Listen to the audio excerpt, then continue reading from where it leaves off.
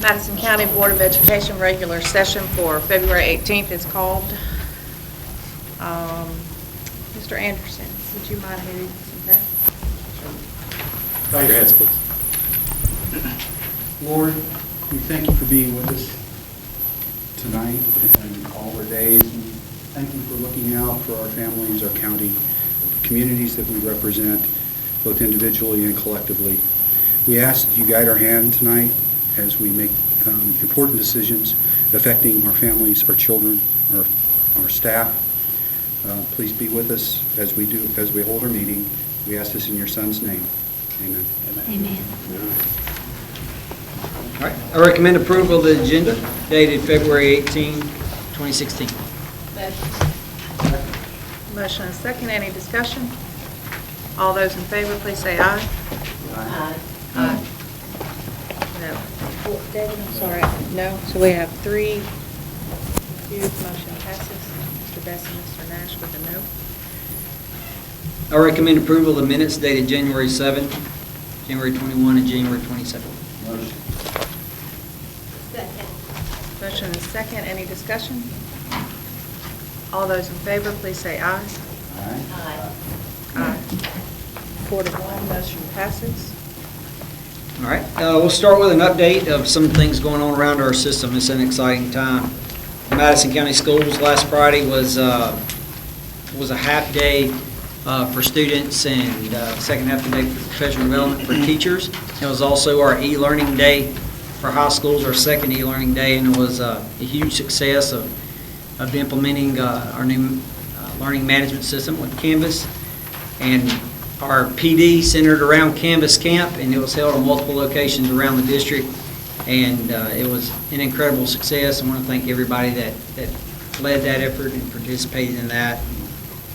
Everybody had a great time and learned a bunch. Today, in athletics, there's a lot going on. Today started the state wrestling tournament, and we had all of our schools had qualifiers. One in particular, Madison County High School, actually qualified in all 14 weight classes, and really an unprecedented feat. And so that will be today and tomorrow. Look forward to and Saturday, and look forward to all the and good luck to all of our athletes competing at that.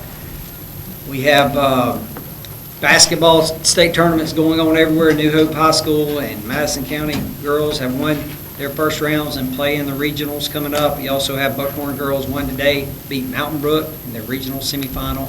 Hazel Green girls and Sparkman boys will play tomorrow at Wallace State.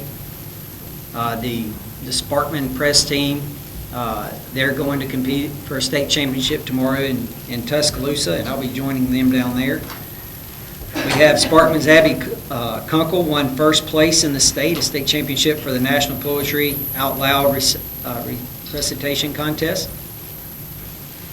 And I want to brag on the national championship that Sparkman High School won in their cheerleading program, and finished the first day. They were in the preliminaries, finished in 11th place, kind of barely qualified to move on, and had a very strong performance when it mattered, and brought home the national championship there. Their JV team finished runner-up. But we also had strong performances from Hazel Green High School, Meridianville Middle School, and Monrovia Middle School.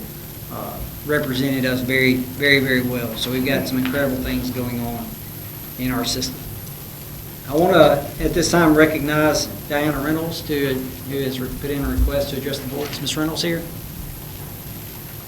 Okay, Ms. Reynolds is not here. We'll skip over that one. Mr. Madison, hit on that, what you're talking about. I don't know if it's been recognized, but Sparkman won the first ever state bowling championship. They did. Congratulations. The first ever state bowling championship. That's right. This is the first year for bowling in AHSAA, and their girls won. And last Friday, the elementary people want you to know they were doing something too. They didn't do Canvas, but. That's right. We had They some were early involved. childhood trainings. We had things going on all over. Our guidance counselors were doing trainings, and so we had things going on everywhere. Any other accomplishments or celebrations? All right. I'll recommend approval of the financial statement and payment of bills for December of 2015. Motion and second. Any discussion? All those in favor, please say aye. Aye. Aye. Motion Aye. passed. That was 5-0. That was. I recommend approval of the daily and per week increase for extended and full day and summer care. There's no change from this morning, just like That's correct. It's in, yes, it's in the plans, in the agenda, in the scrolling agenda there, and it's what was presented. We don't have a lot, but I motion, I got a question. Oh, second. Motion and second, any discussion? The thing that is underneath the table there, under notes, was that has that always been there? On the last one that was provided to you, Okay. change within the special education department to make sure that that's consistent with what our special ed pre-Ks are doing. Same with our regular classes.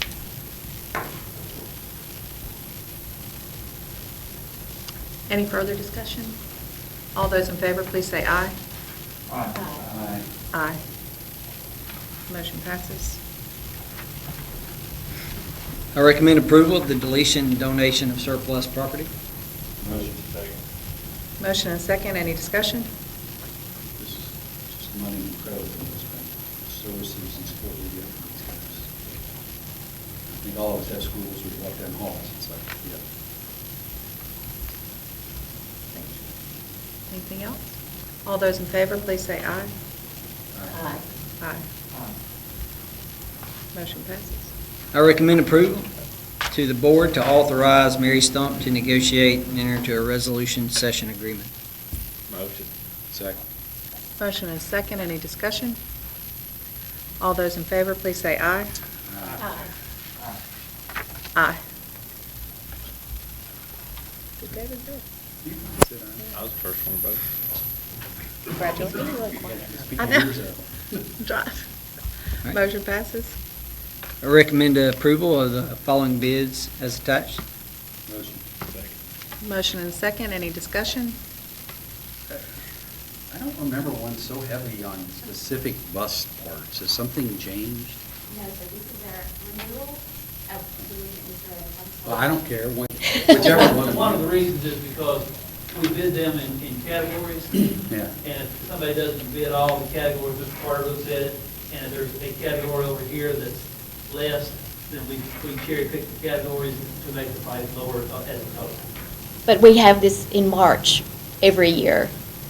This is It just just seems like it's so. more, much yes, this sir, year. it does. At one time, you know, if you didn't bid all of the items, Yeah.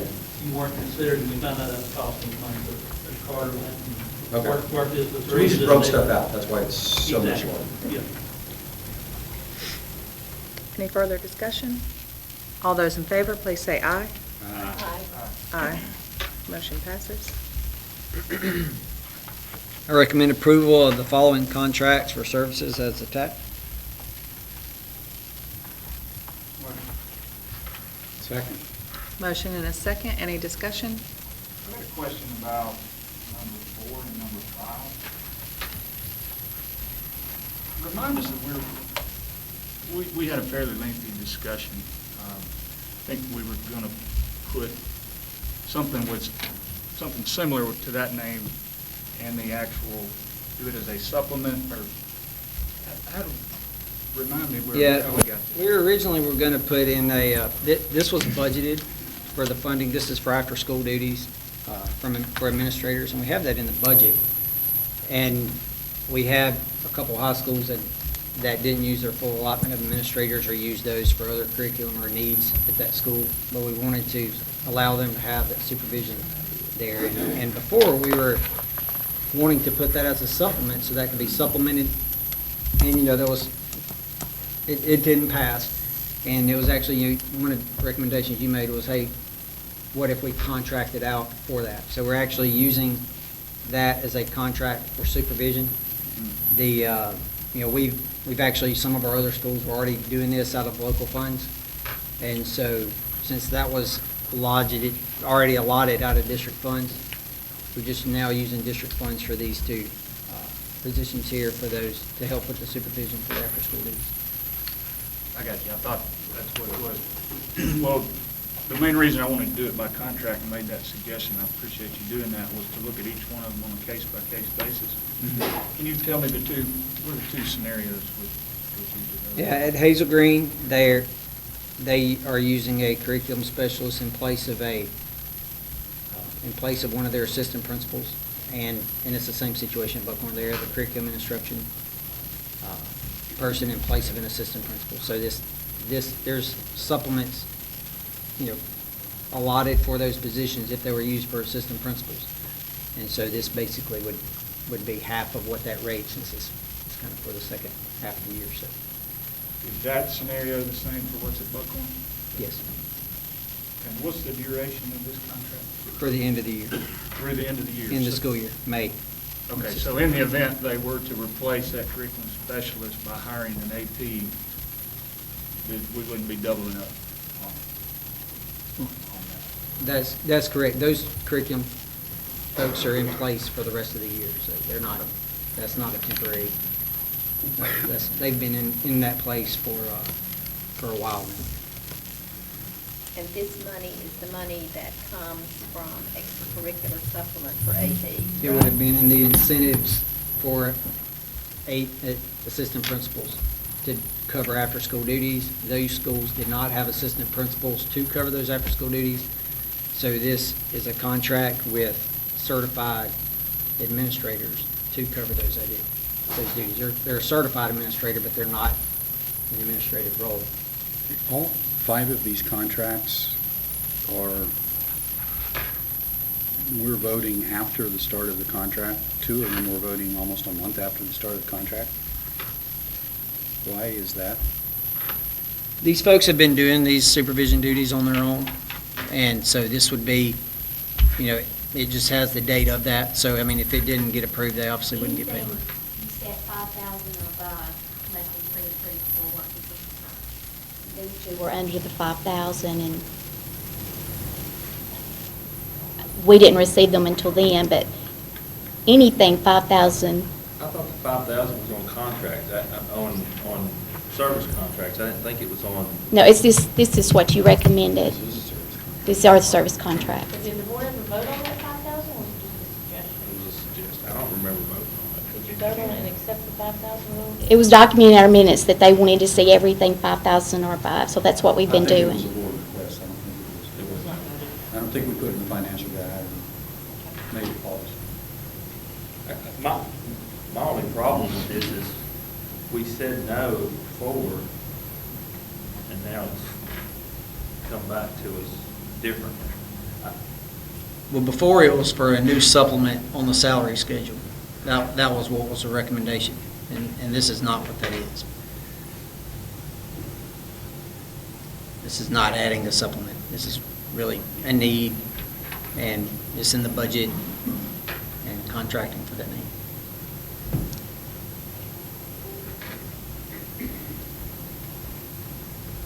On 1 and 2, I know that we were afraid that we were going to lose these positions to a neighboring system. What's the situation on that? We're just contracting with them? Mary, would you like to? I don't know what 1 and 2. She doesn't have one in particular.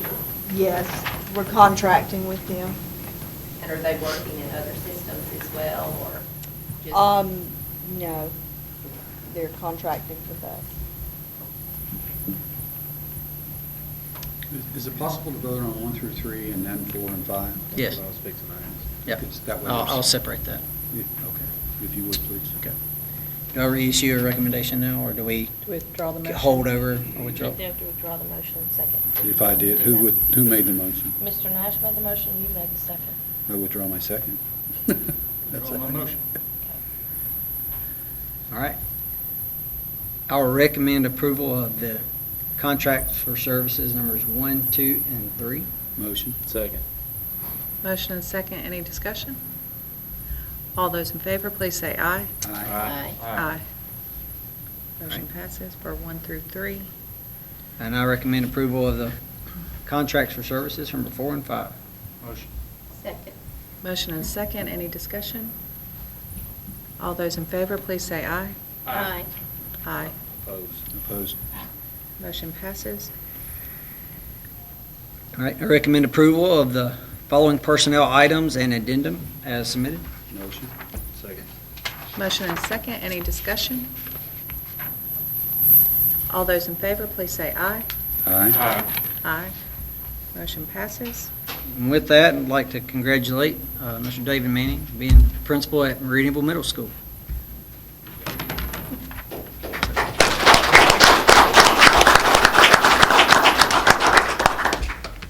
And that's all the items I have to recommend. We now move on to other business. Yes, I've got a few things. Obviously, we've been going through the process of making efforts to build a new high school in the District 5 area, and it's, to say the least, been quite a process. And I have, among others, have requested multiple times that where we are with the Department of Justice be brought up and discussed in public and ultimately a vote. That hasn't happened. So what I've done is I've asked Ms. Thompson to give us a presentation on what has been submitted to the Department of Justice. And then following that, I've also asked Ms. Thompson to prepare a resolution, which she's done, that I'd like for us to vote on. So if you'll... Can we do the overview? Yeah, I think... Please, summary. It'd be good.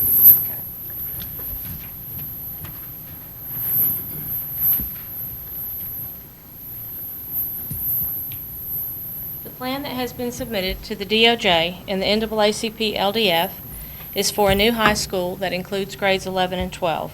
It will be attended by all students currently zoned for Sparkman High School. The old Sparkman High School building will remain Sparkman High School and will include grades 9 and 10. Hang on just a second. Mike's not on.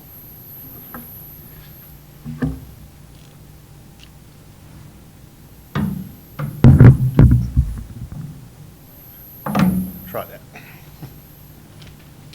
Try it again? Okay, do you want me to start over? Yeah. The plan that has been submitted to the DOJ and the NAACP LDF is for the new high school to include grades 11 and 12.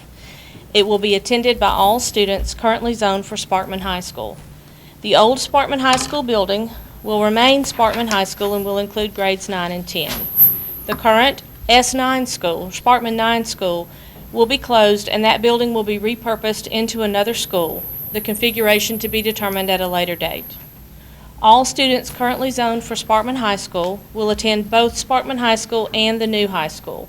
They will all graduate from the new high school. The new high school will be built for 1,200 students. Plans for the new high school include a footprint for athletic facilities. The district will build, this is 1,200? this is straight from the submission, Mr. Anderson. We The need- district will build practice fields for football, soccer, baseball, and softball, a track around a practice field, a weight room with a locker room, and a practice gymnasium on the campus of the new high school. All competition events will be held on the campus of Sparkman High School. The academies currently at Sparkman High School will continue to be offered. They will be moved to the new high school.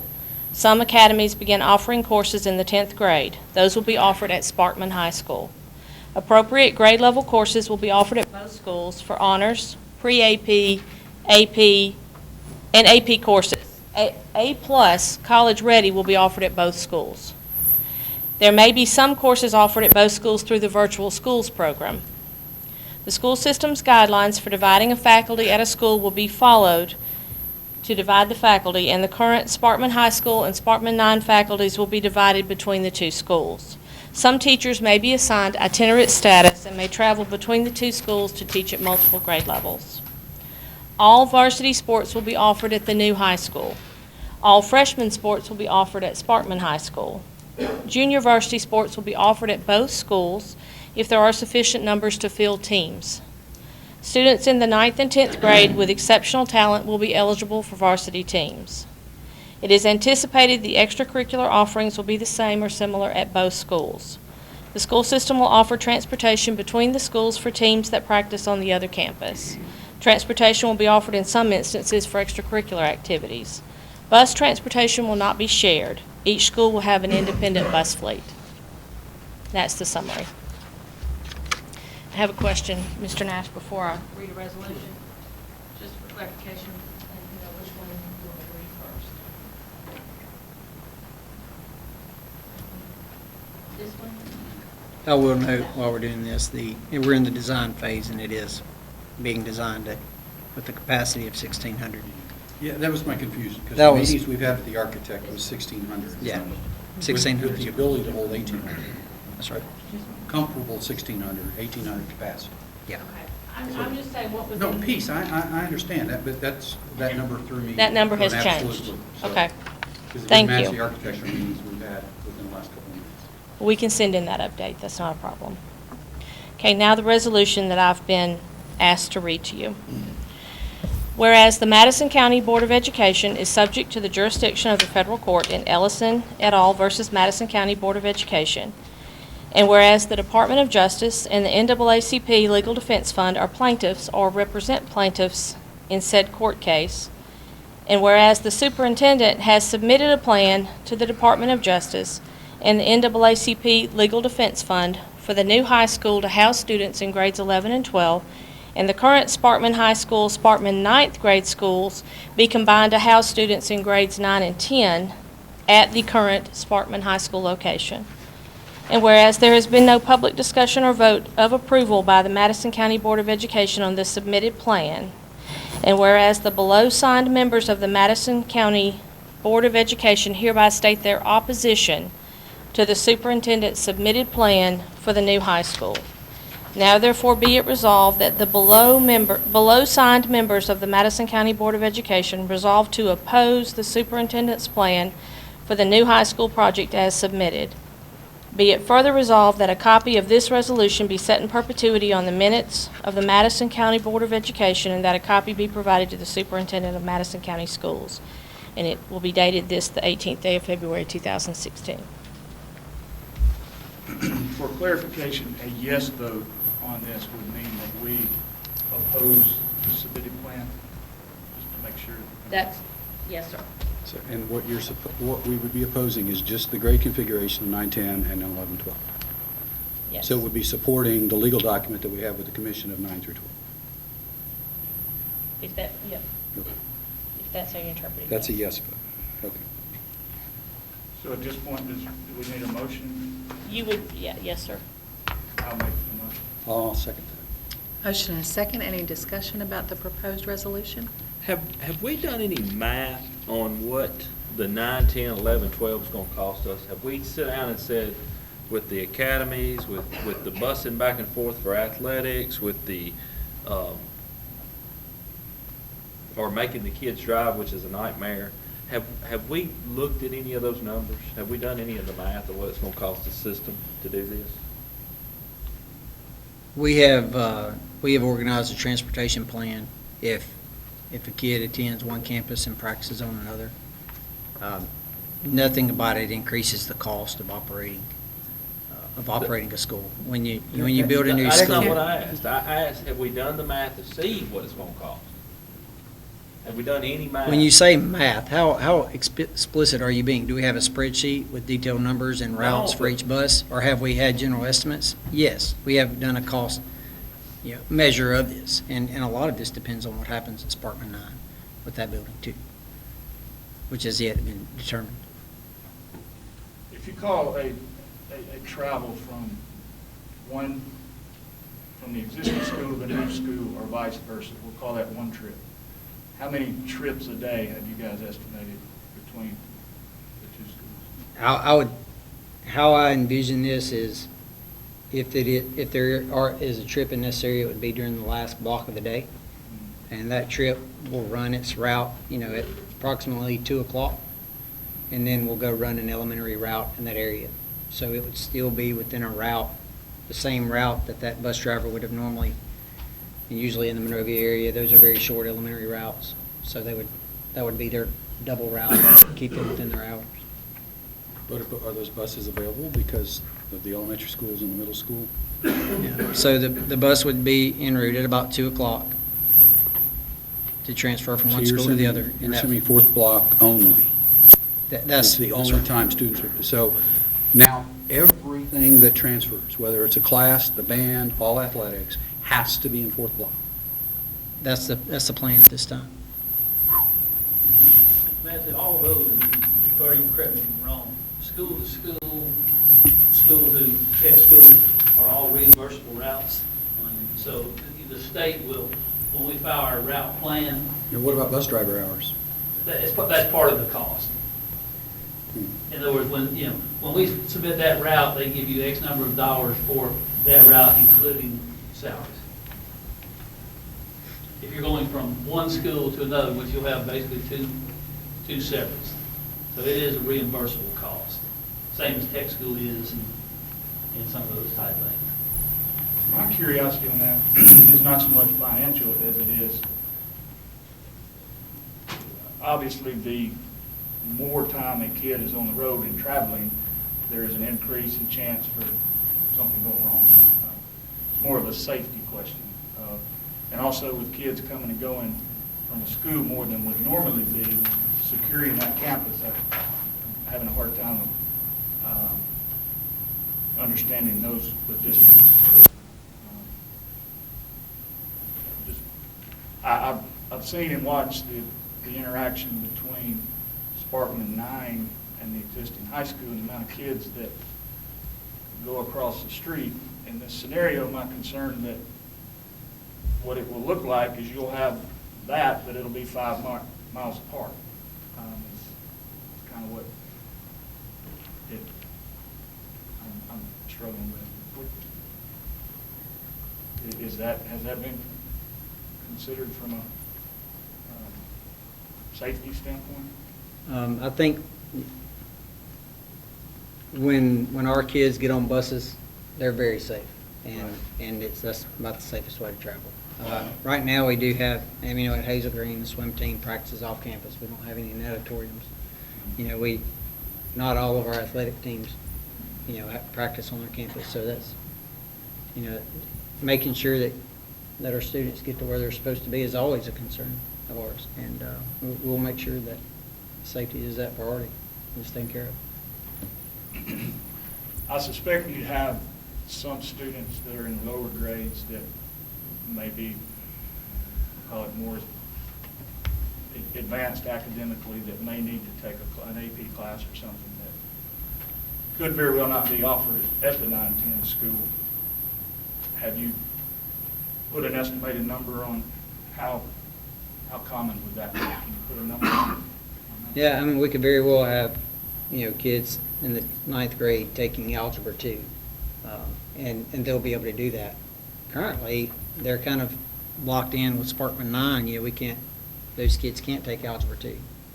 And so this would actually open up more possibilities than we have at the given time. And it would also increase the number of electives that all these students will have access to. Because those electives Logistically, will would that, Algebra 2, for example, would that be offered at the 11-12 school? Yeah, that would be offered at both schools. Pre-calculus would be offered at both schools. Now, English Okay. 11th grade English probably wouldn't be offered at the 9th, 10th grade school because 10th graders don't take 11th grade English. So a lot of your courses where you can move up and accelerate, which is your math and science generally, that would be offered, those courses would be duplicated at both schools, which is in what we submitted. So what's the cost of doing that in staff? Well, right now we do that. Whenever you have, if you have an AP biology class and you have 25 sophomores that take it, instead of them being blended in with juniors and seniors, there would be a sophomore section of that. So in my hypothetical scenario, you don't envision a kid needing to travel in second block to go take Correct. one of their accelerated classes? Yeah. And I know it wasn't in the submission, but when we met with the architect, it was my understanding that there would be a competition gym at the new school. That's correct. And that they would have a non-competition and a competition gym, which every large high school has. That's the plan. But that wasn't in the original original. No, that's not what was submitted. That'll need Yeah, to be we don't- updated and. And we don't have any supplemented. plans, we don't have the construction plans in that submission. The example you gave of that Texas school that does this, I looked it up, they're a mile .8 from each other, and they have major roads that it's just like an L from Google Maps. Ours is 4.5, 4.4. I mean, that's a big difference, and they're 2-lane roads. Yeah. I don't see how we can use that scenario.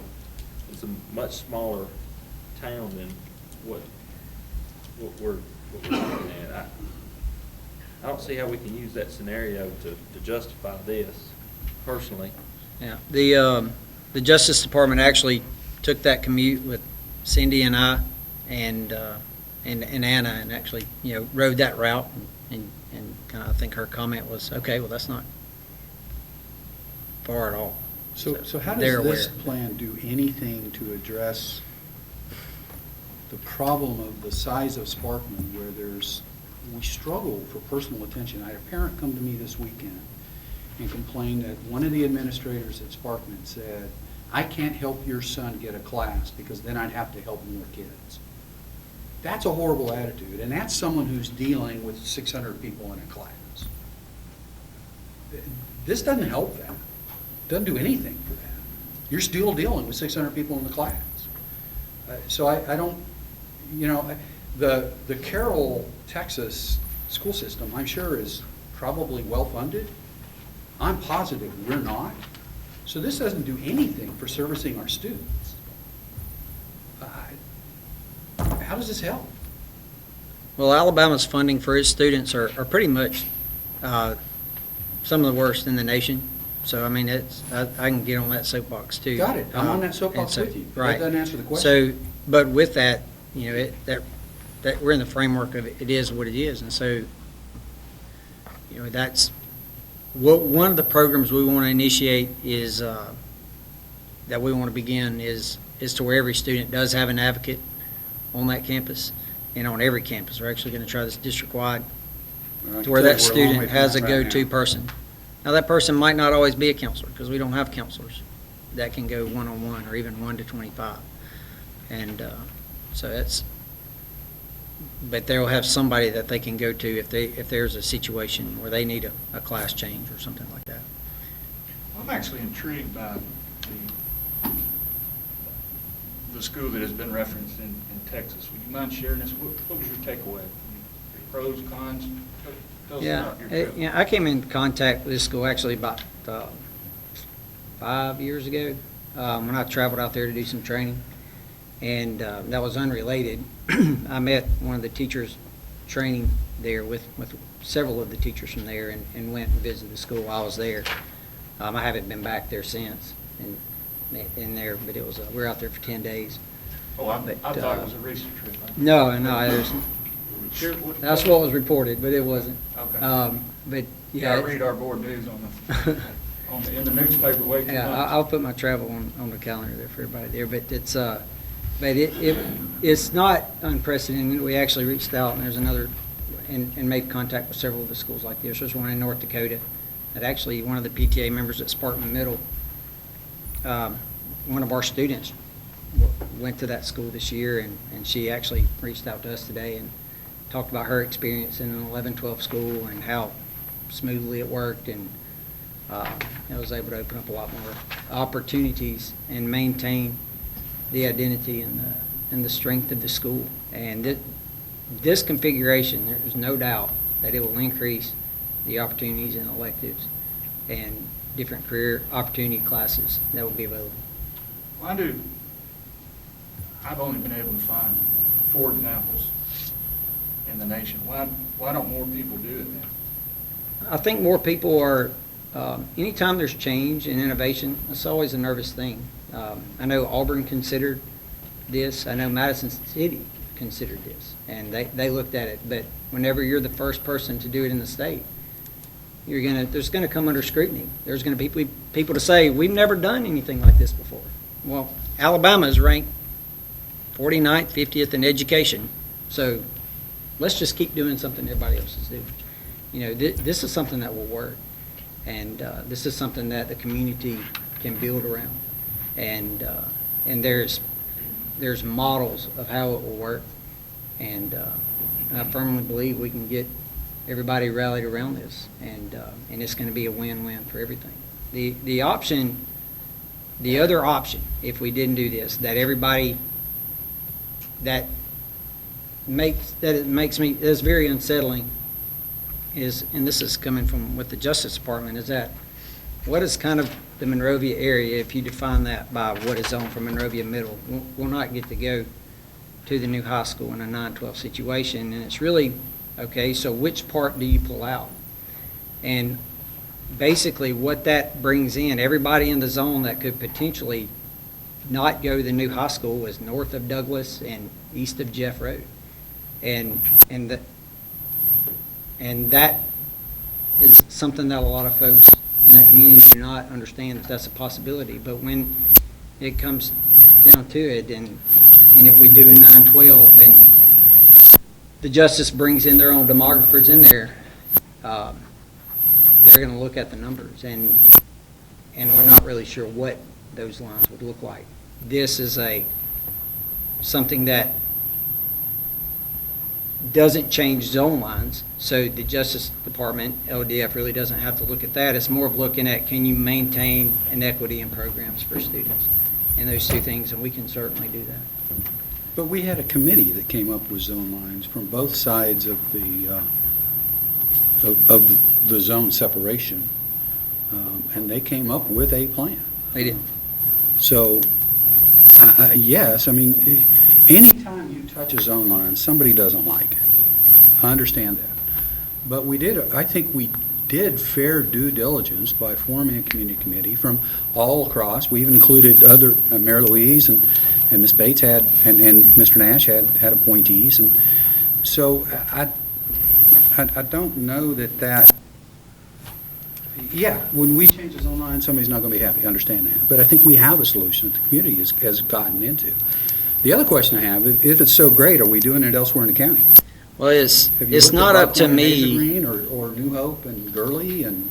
It's not up to me to approve these zone lines, and it's not up to you to approve the zone lines. It's up to the Justice Department It's up to us to give them and the zone lines. Legal Defense Fund to approve it and to make a joint resolution to the judge, and then it'll be Judge Heikela that will eventually approve these zone lines. So it's great. We can say, hey, we've got a committee that came up with zone lines. The Justice Department has said, okay, but we're going to send our demographers down if you guys go in a Okay. 9-12 path. Bring it on. And it's not going to matter, honestly, a whole lot of what, they're going to look at all the different options we looked at.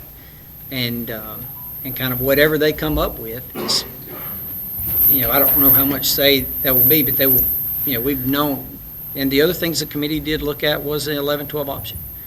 And they were favorable to that too.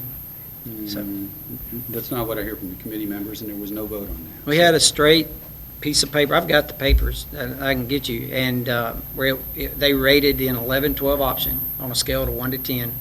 They rated 2 9-12s on a scale of 1 to 10. And on that day, when there were 13 members, 7 of the 13 members rated the 11-12 option higher than the 9-12. Okay, and So that's more than total half. score was higher? That's more than half. And so more than half of the committee preferred the 11-12 than the 2 9-12s. Okay. And then Then why from haven't you that was shared the that first with day us? we met, and then we said, okay, as a contingency, we need to still come up with 9-12 zone lines in case that's the path we move on. And the committee, from then on, we said, okay, now let's look at 9-12 zones. And we looked at over a dozen different zone lines in the multiple meetings we had. Again, what And about then the they rest of the came up county? with zone lines, their final version was zone lines that they had. And I would love to, would be glad to present that as an Well- informational item of the progress of that in the result that they came up with. I would like to speak to why more school systems are not doing this. There's a study after study after study that says the more kids move from school to school, more likely they're gonna either drop out or there's gonna be issues. And that's why the less transitions you have through school, the better. I mean, a K-12 would be the best, probably the best scenario, because just have a bunch of K-12s, because they stay in that one school, their comfort zone is of such, and that's study after study shows that. Yeah, and our system used to be made up of K-12s, Owen Crossroads, New Hope, Central. They all could graduate from there, and our system has not gone that way, and recently our system has gone to making intermediate schools. That's adding another transition. So And here we I are. don't disagree with you, but that is not the path that our system has taken over the last decade. Mr. Madison, if the opportunity arose, would you prefer this grade configuration at Hazel Green High School? If we were mandated to build a new high school in the Hazel Green community, All things yes. being equal, you said this is a great way of doing it. This is a All things win-win. being equal, would you prefer that, I'll use Hazel Green High School, would you prefer that would be the grade configuration? Yes. If there was a population explosion in Newmarket and there needed to be another school in Newmarket, you would weaken Buckhorn if they had to split those folks between two graduating institutions. And that is the reason where we used to have more than 5 graduating institutions than we have now. That's the reason of that. And it's not just for financial reasons, but it's also of what you can offer in the experience of those schools. So yes. Let me make sure I'm clear. I'm not talking about in the event that a split of a school is needed. I'm saying if we were to all wake up in the morning and all of our high schools were 9, 10, 11, 12, and it had been that way for 20 years, is that a better, is that better for kids? Yes, and I think our schools recognize that. In fact, many of them are trying to emulate what Sparkman has now with the 9th grade academy. At Buckhorn, they're actually on a different bell schedule, the freshmen are. They're in a different hallway. They have a kind of different administrative team, and they have a different lunch time, a different breakfast time. Hazel Green has done something similar, and so it is, that's not inconsistent with what has been working in our school system. You said the academies would stay at Sparkman High School, yet the majority of the academies students are in the 11th and 12th grade? No, I think I said the academies. Yeah, The will academies go to the new school. currently at Sparkman will continue to be offered. They will be moved to the new high school. Okay, I But in some of misunderstood. the academies, you have courses in the 9th and 10th grade, or I'm not sure That's about right. 9th, but I know 10th. And those would continue to be offered in the 10th, the prep course for the Okay, I academy. misunderstood. All right. So a nursing academy student still wouldn't be in that scenario. They would not have to travel for any reason. Yeah, and I'm not sure which grades the nursing academy takes in. I'm not sure if that is a I'm junior pretty sure or you senior. can't do nursing until 11th and 12th grade. It's 11, 12. Yeah. Because you can't come into the hospital to do the classes until a certain age. So that's the one question I know the answer to. What about our time loss in instruction from transfer, from moving from school to school? Have we determined what that's going to look like? The time would essentially be for that athletic period in the last block is where students would be transferred. So it wouldn't really be a loss in that, but if it's, if the baseball team is traveling up to Sparkman's main campus to practice baseball, because there's not going to be a baseball field built at the new campus. That's not in the plans. It's not budgeted for. The loss of time would be in that athletic period. So they'll have to extend their time at night to practice. It's a 5-7 minute commute. So that's about the class change schedules, 5 minutes or so. I don't know. The submittal mentioned that the Sparkman 9 facility, as it exists, will be repurposed. That's obviously not part of this discussion, other than I'd like to know, do you see any scenario where there would still be a need for kids to cross Forest Chapel Road? No.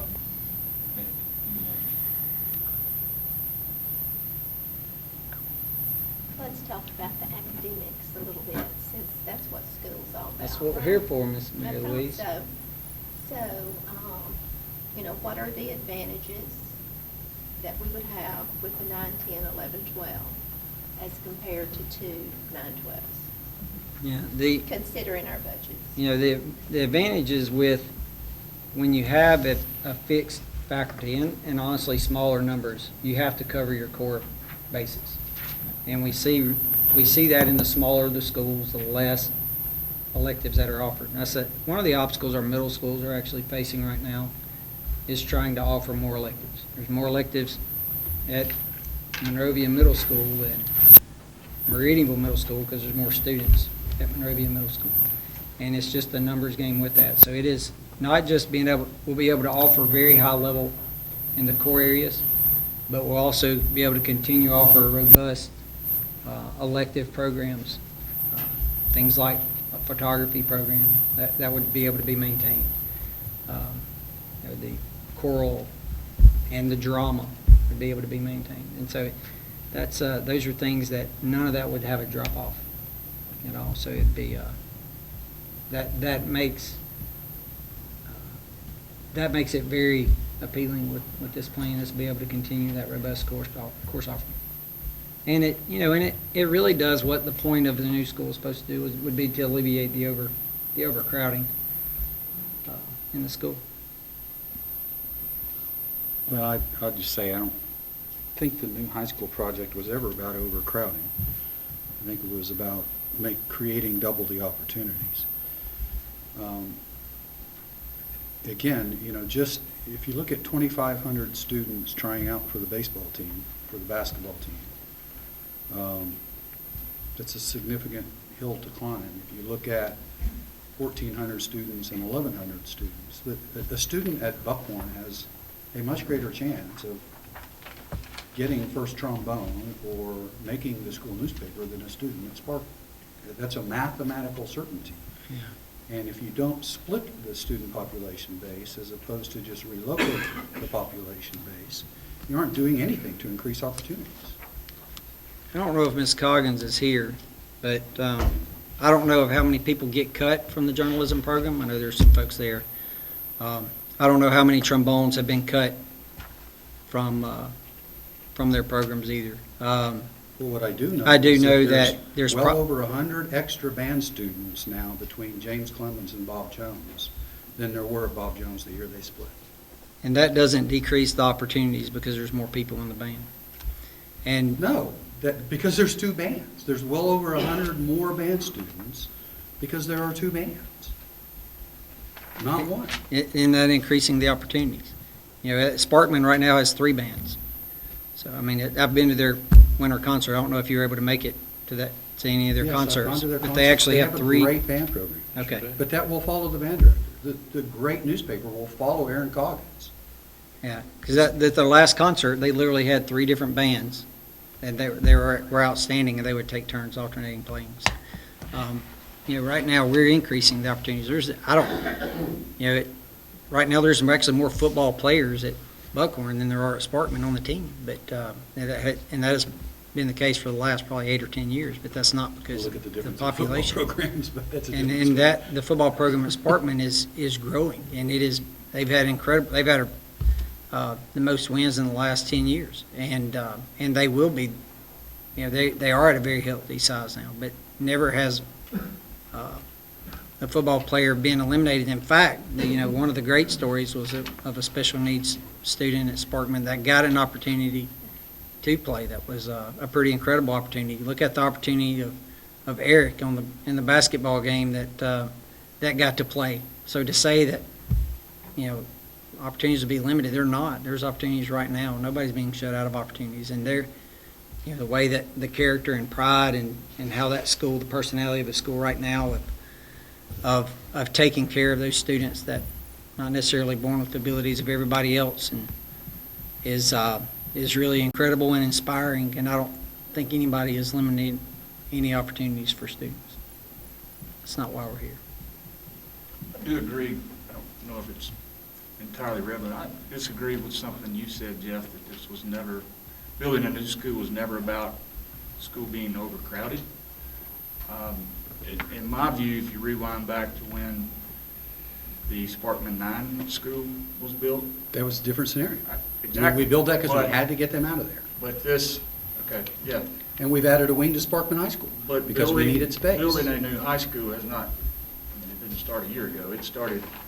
Well, I understand. But let me tell you the history of that.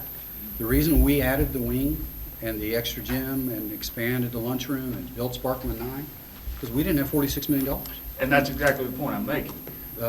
We had to do Through something this cheaper. process that has been going on long before I was here, it was about overcrowding. That's, for whatever reason, is the most densely populated area in the county. The growth patterns were telling the board at that time, that school's busting at the seams, and for financial reasons, that Band-Aid, for the lack of a better term, was what ended up happening. My concern and hesitation in this is that this grade configuration of what we're doing would be a second Band-Aid to what I view Sparkman 9 at the time. Unfortunately, the board was forced to, but could possibly be another bad Band-Aid. This doesn't resolve large school problems. It just doesn't. To me, it all goes back to personal service and number of opportunities. That's what it goes back to. And those are large school problems. And we aren't funded to provide personal service at the levels that a Hoover, a Mountain Brook, Vestavia, Spain Park. I mean, good Lord, Billy Broadway's personal budget to do whatever he needed to do at Spain Park annually was over $100,000. We don't spend that in any of our principals. So what's your ideal class We don't have the size? funding to provide the personal service at a huge school. We just don't. So the smaller you make the school, the more personal service you're going to get, and the more opportunities your kids will have when you break it into two.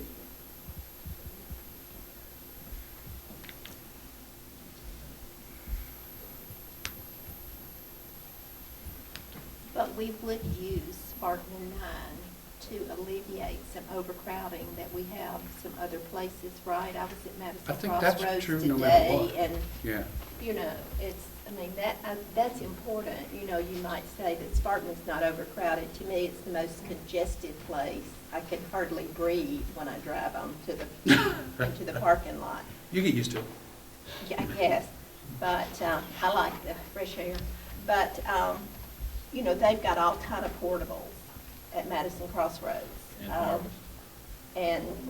Well, I think either of these takes care of that, because Right. Sparkman 9 That's- yeah, is right. repurposed for either 5, 6, 7, 8, whatever the answer is. But we don't need to lose sight of, you know, we're solving some other problems here. But the new building does that no matter what we do with the grade configuration. Right, true. So I don't think that's No, it doesn't matter about that. particular I agree. to the configuration.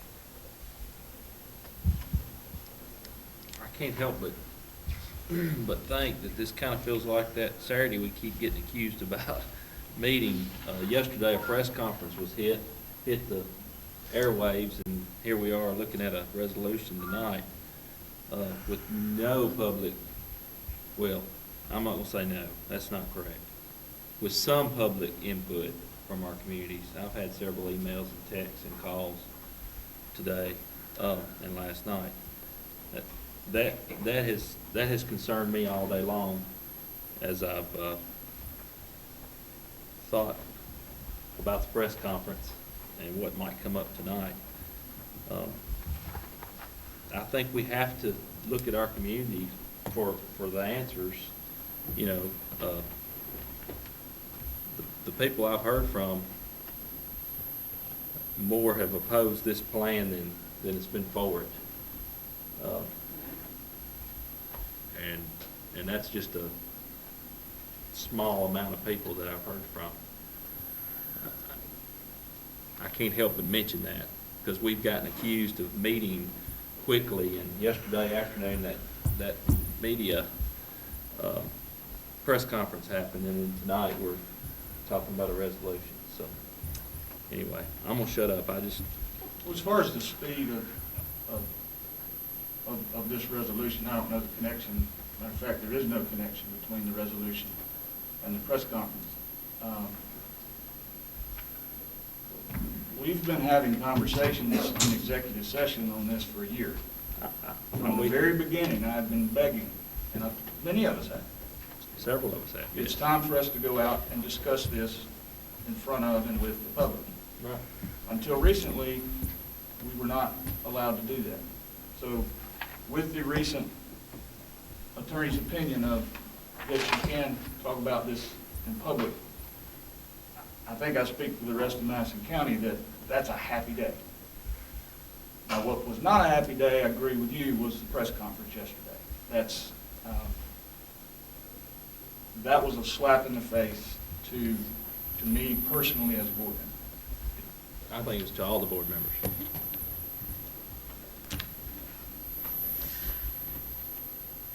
Is there any further discussion on the resolution? Again, a yes vote on the resolution is opposing the 9, 10, 11, 12. Correct. To clarify, yes. Okay. Let's get Cindy to read the be it resolved one more time, just to. Now therefore be it resolved that the below signed members of the Madison County Board of Education resolve to oppose the superintendent's plan for the new high school project as submitted. Not exactly what I said, What did I say wrong? Therefore be it resolved? but, okay. Yeah, mine just says hereby state their opposition. Yeah. So it's just, This is Just what you're worded a little resolving different. to. Yeah. gotcha. All right, do we have we have a motion and a second? All This in was fa- the plan submitted when? The original plan submitted. What was the date that was submitted? July. 31st, and then there's a supplemental submission in January. We did submit the committee's findings. The committee's Yes. report was submitted in It's July. part of the, July submission. It was Yeah. part of the report. There was basically a Plan A and a Plan B. Well, it was submitted in a full report from the committee. All the documentation from the committee was submitted in July. Okay. All those in favor of the resolution, please say aye. Aye? Aye. No.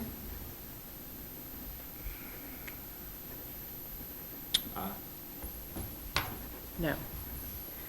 So resolution passes 3-2.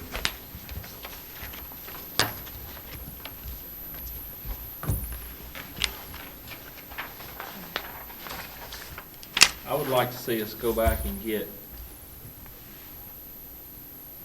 community input on, I know we've done it before, but I would like to see us get community input to know where everybody stands, not just a very select few. I think that we were offered a demographer for free, and we refused that. I think we have to look at everything. And I know time is of the essence, but this should have happened a long time ago. And, you know, also, I can't remember if it was the DOJ attorney or the LDF attorney, had said they wanted to call into the committee meetings or attend committee meetings, and they did none of that. They were given that opportunity, they just chose not to. Correct. Yes. But, you know, maybe it's a time, I know the committee members are by and large still here, so, you know, maybe it's time to make that offer again and say, okay, you've been here, you're really focusing on this case now. We can reconvene this community committee so you can talk to it, you hear all sides of the story. There'd be one way to get them to hear from the community. I'll make that offer. Hey, and once this has time to settle in, if the community comes back and said, that's what we want to do, then let's do it. This was a resolution. It This was wasn't just a resolution. Wasn't a binding Yeah. vote on the grade configuration, because that has to come up from a superintendent's I feel like recommendation. from yesterday to today, the community, I mean, it's been out there, but it's been hearsay. Yesterday was full input, yes, this is what the superintendent wants to go with, and I don't think it's been time for everybody to sink in. At least the phone calls I've had today hasn't had time. And I think as time goes on, we will see more emails that says, you know, either they're for or against, and we just haven't had the time. Well, in my view, the biggest thing that the resolution does, and yes, it's not binding, other than we were very specifically asked by the Department of Justice and the Legal Defense Fund to come forward with a collective and unified 6 people, submittal. We all don't have to be for it, but the majority of us do. So I think going forward from here, I don't know exactly what it needs to look like, other than I want to encourage urgency, because this is a pretty big setback as far as timing goes of building the school. I think we all agree we wish we could have done this months ago, but Amen. it's, so, Mr. Massey, I want to thank you for joining in the conversation today. I think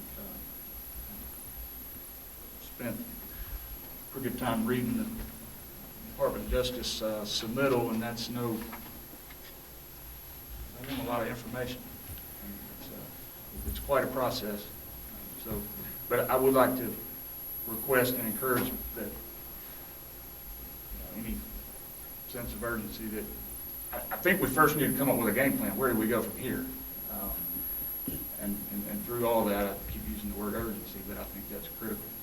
I do want to add that, this was a plan that was a very thorough process we went through. Interviewed a lot of people, talked to a lot of the folks that run programs at Sparkman to see if this was feasible, if it could be pulled off. It wasn't just based on, oh, they do it, we can do this. So there was a lot of time and research went into that, as you can see by the submittal. But And I realize that, but what's been extremely difficult as a board member is I, just like you and all the rest of us, have been elected to make informed decisions. The way we feel, based on, again, the information you give us, because we're at the mercy of the information you provide us, to make informed decisions that we think is best for kids. The other component of that, y'all have done very well in bringing out that community input is very important.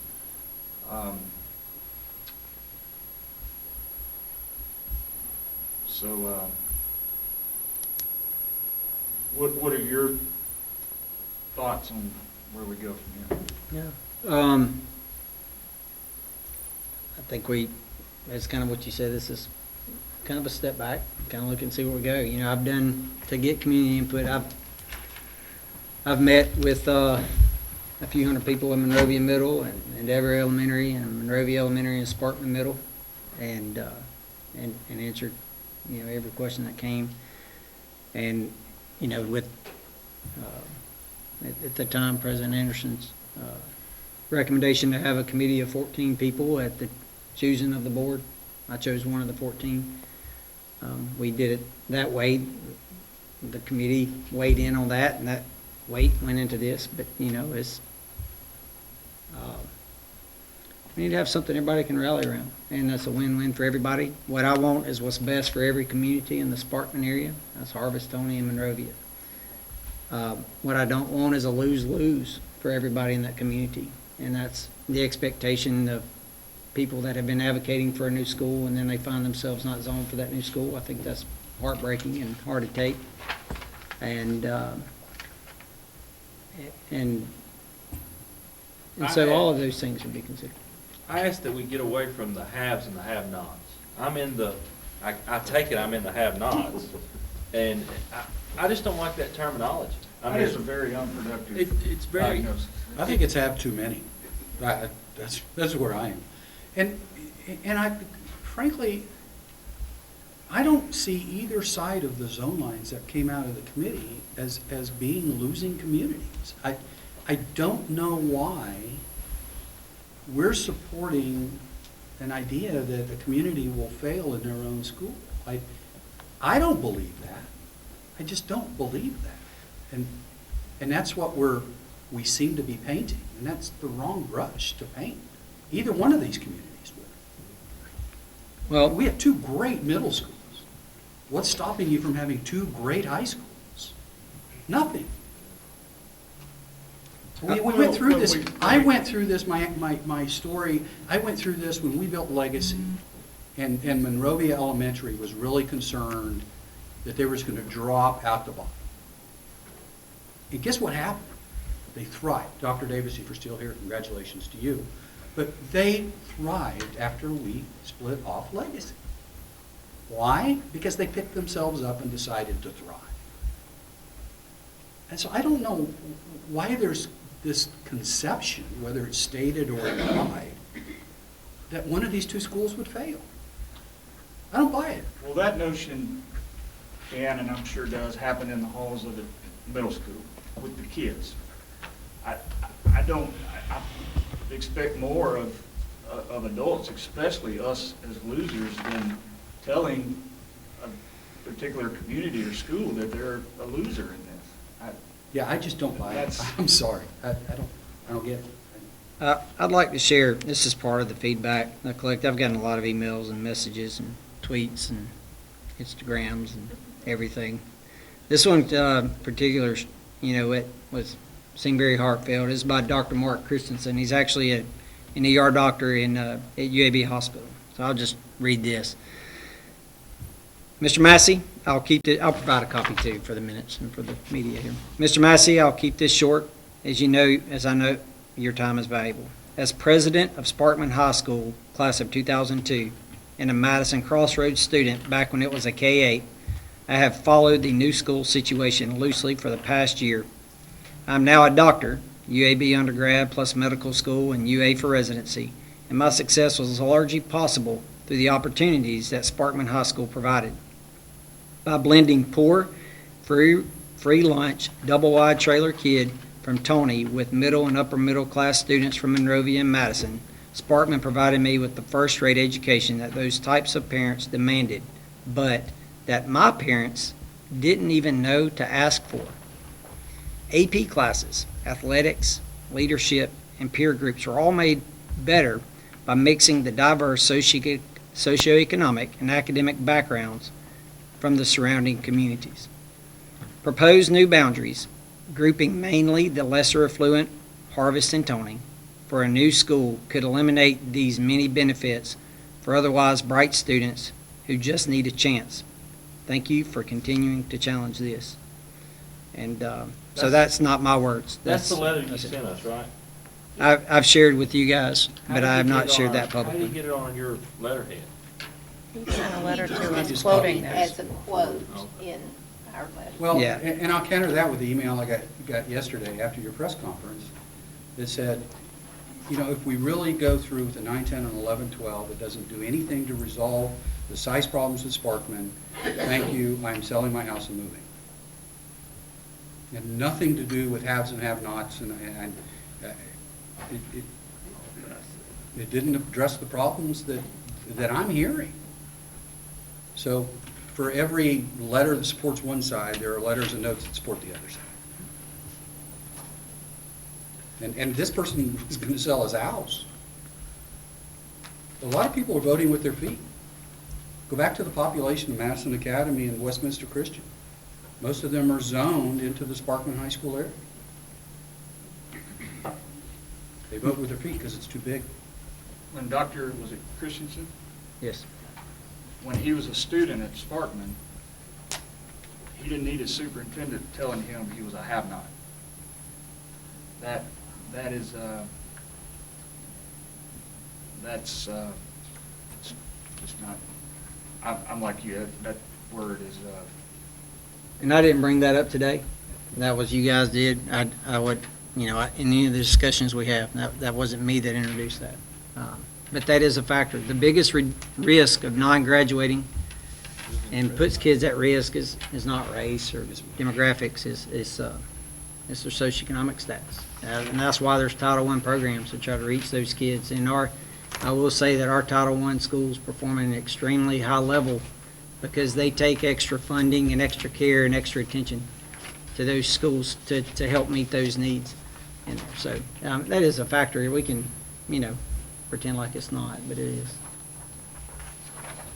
I wasn't aware we were offered a free demographer Yeah, I didn't know service. that. What's that about? I saw something where it was offered. Look at me.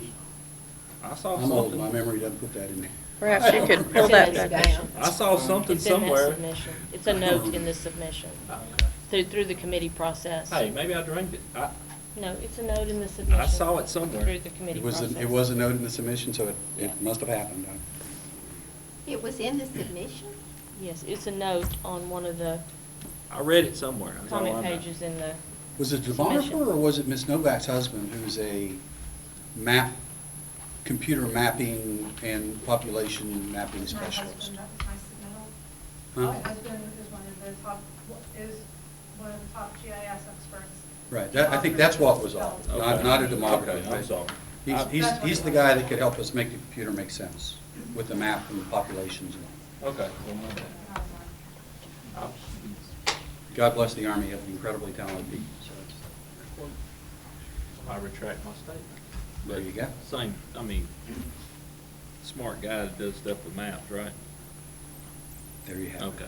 There you go. Okay, so we didn't identify where we go from here specifically.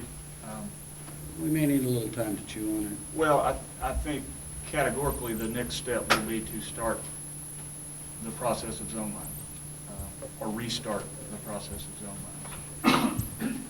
So- Yes. Well, I think you have to get out, that you have to put out what the committee has suggested and what they voted on.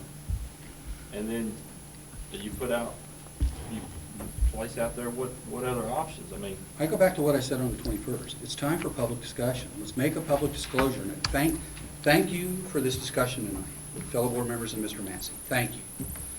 This was long overdue.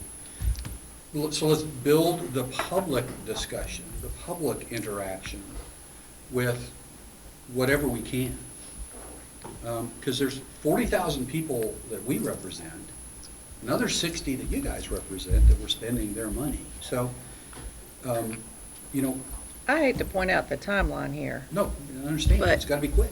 We had a committee, they looked over Yep. a dozen or so.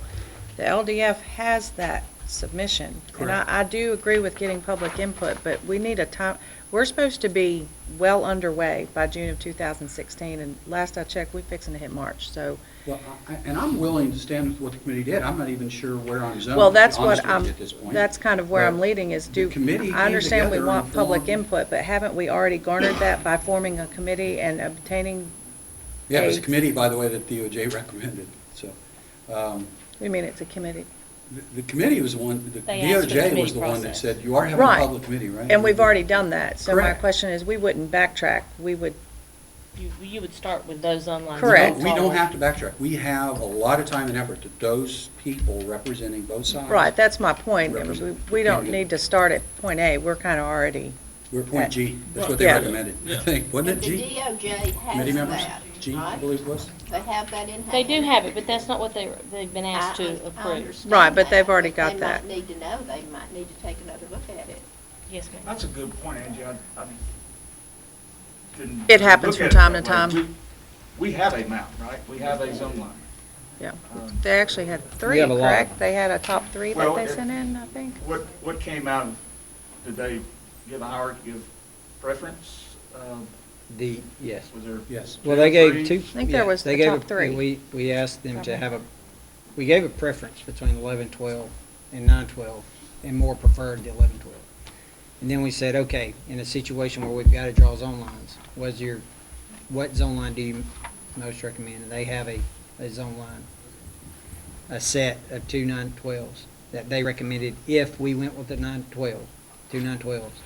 They came up with one that they preferred, so yes. So we have one, we have a We have an committee- approved set They from the committee. resolved to a set of zone lines that the committee voted on and agreed to. Okay, which is nothing more than a recommendation. And that's why I from say that's the superintendent. option G thing, I think out of the committee. And they've already got, the LDF and the DOJ have that. It was submitted Yes. as Plan B, I believe. It was submitted to them as information because they wanted a report from the committee. Let's post that on Several our of them website. are. like Many of the others committee on members ours. are here. Yeah. We can do an informational item of that, of what the That we process of can the committee. post that however we want to, but I think that very much needs to be clarified by the fact that we can like different zone lines all we want to, and if the DOJ says we can't do that, we still can't do that. Well, Peace, I just want to make sure I- that's very clear, because I don't want to spend, a couple days' worth of trying to tell people why we didn't do what they asked us to do when the DOJ said we can't do that. Again, I want to make that clear right now. The It ain't really I our. think we have public input on zone lines. It's a matter of what we choose to do with that. If we choose to go further public, that's fine. Have broader discussions, just do some town halls, say, here's the recommendation that we have.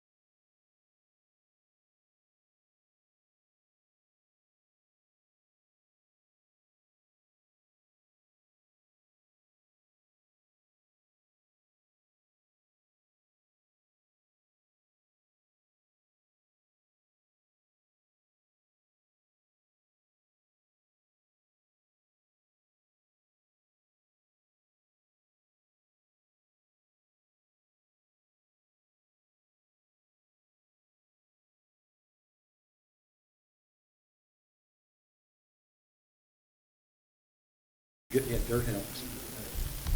We can start dirt moves as long as we avoid the blue line and the regulated areas with the Corps regulate. We're afraid to bid the package without them coming in and saying, we want this change, we don't want you to stop, because we get fairly close to those blue lines. And we're afraid they might come in and identify that the wetland is a little bit larger, or a little bit smaller than what we have identified. And they said everything's, they've approved it verbally, we're just waiting on the written permit. Yeah, but the wetlands don't go back to the south end. Start from the southeast corner and come up. So we're gonna bid this. Well, No, April. If you got a verbal from the Corps, you know what they're gonna say, you're just waiting on the paperwork to come back from North Carolina, so. That's correct.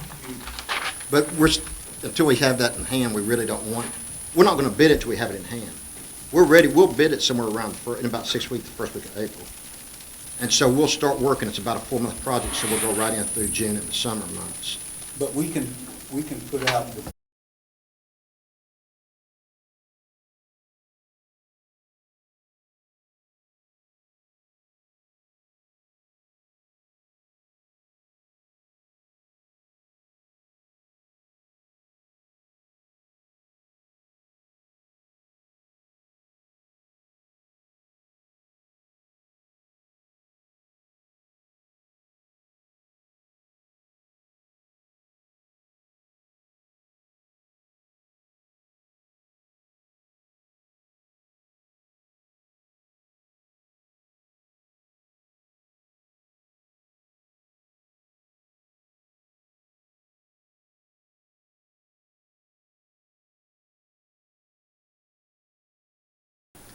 No, not unless you gave 72 hours notice that you'd like to speak at this meeting.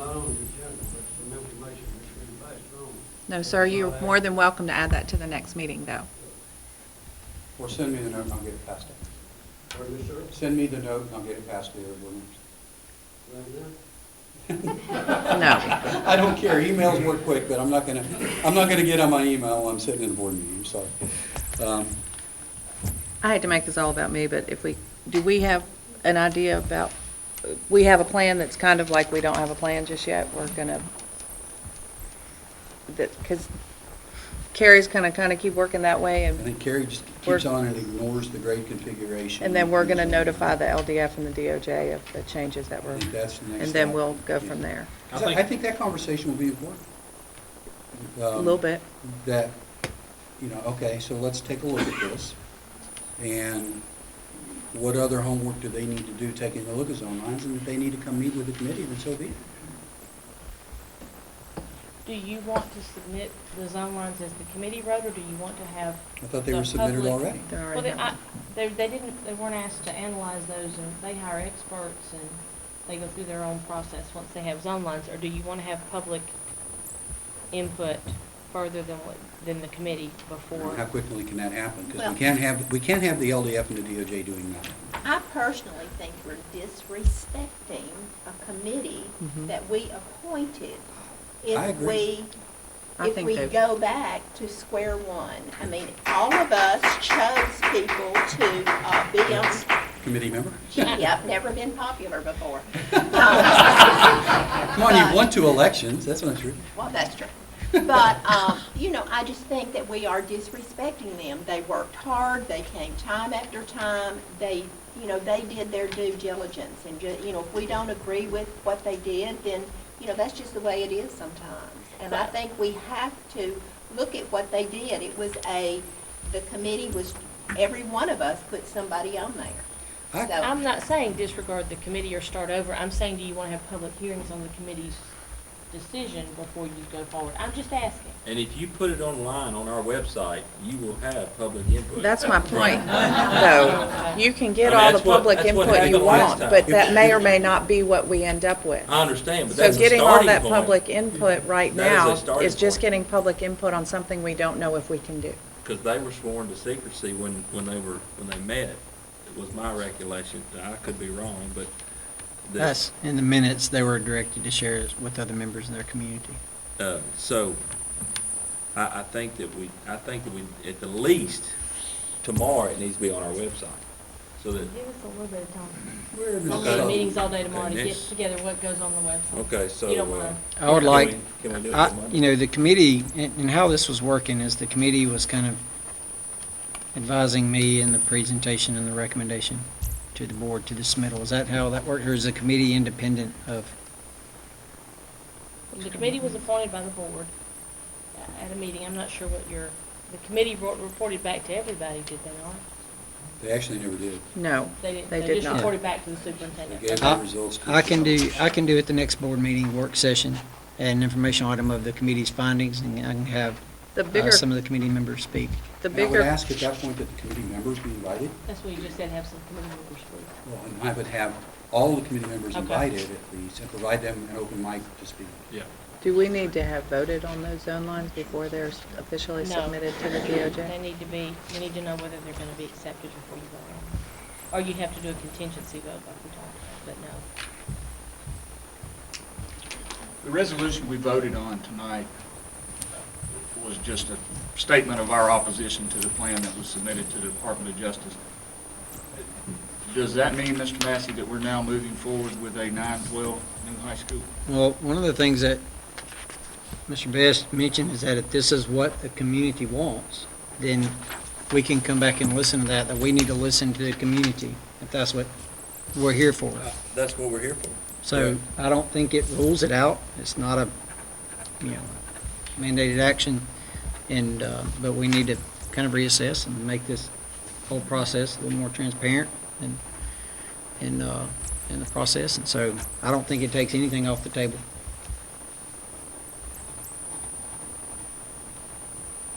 I disagree.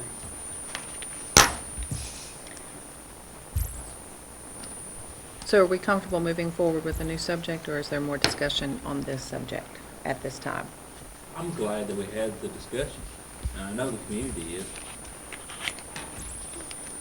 Okay. The next board meeting right now is a work session scheduled for the 3rd. I am unable to attend that. Would anyone like to entertain moving that, or would you prefer to continue on as scheduled? Yeah. I'm sorry, what was your? The next planned session is a work session on the 3rd. Tuesday the 1st work? Yeah, as long as we've all already voted. Tuesday won't work for me. It is March 1st. That would be the election day, yeah. FYI, everybody needs to vote March 1st. I know. In case y'all didn't know, there's a, presidential election, primary, there's some other things going on. It's not the election why it won't work. It's also my birthday. Is it really?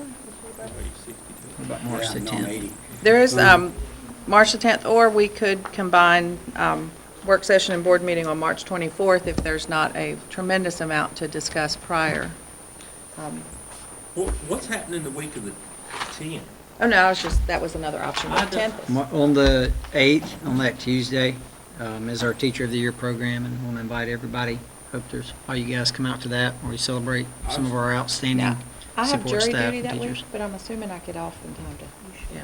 And I'm sorry I interrupted you. I apologize. The 10th? We would have a quorum without Angie. Are you, Yeah, you can. are you okay with Well, us? Good with that. On The that- 10th, though, it So is are we talking possible about- I could make it. What, are we talking about the 10th then? The 10th. 10th. I would rather us all be here if we're gonna discuss. I think jury duty will be that late. I hope not. I'm hoping that for some reason I'm not good enough. By Thursday, maybe you'll be ready. I don't think they'll take you. I'm gonna tell them I can't read. It said on there you have to be able to read. Do you- cases don't think you know too much. Should we move it 30 minutes to help you? I mean, move it I to a think- different time, like 5:30? 5:30, because the courthouse closes by 5, so 5:30 would. Why don't we move it to 5:30? And you'll be Get so mid-flight happy to after a day of On jury the duty. 10th? That's what I would do, so everybody can attend. 10th. So the 10th at 10th. 5:30? 10th at 5:30. I know we wanted to do the first and the third, but I think it's important for us all to be here. So the next work session will be 3/10/16 at 5:30. Okay. And thank y'all. I appreciate that.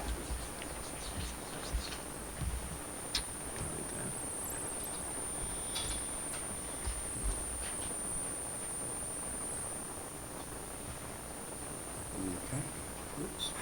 And the next regular meeting is on the 24th, is that correct? Yes.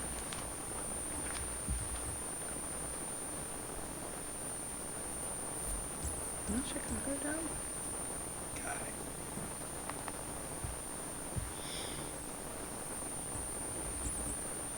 Okay. Is there any other discussion, or would y'all like to go around the table? Okay, thank you. Second. Second. And any discussion? Aye. All those in favor, please say aye. Aye. Dan?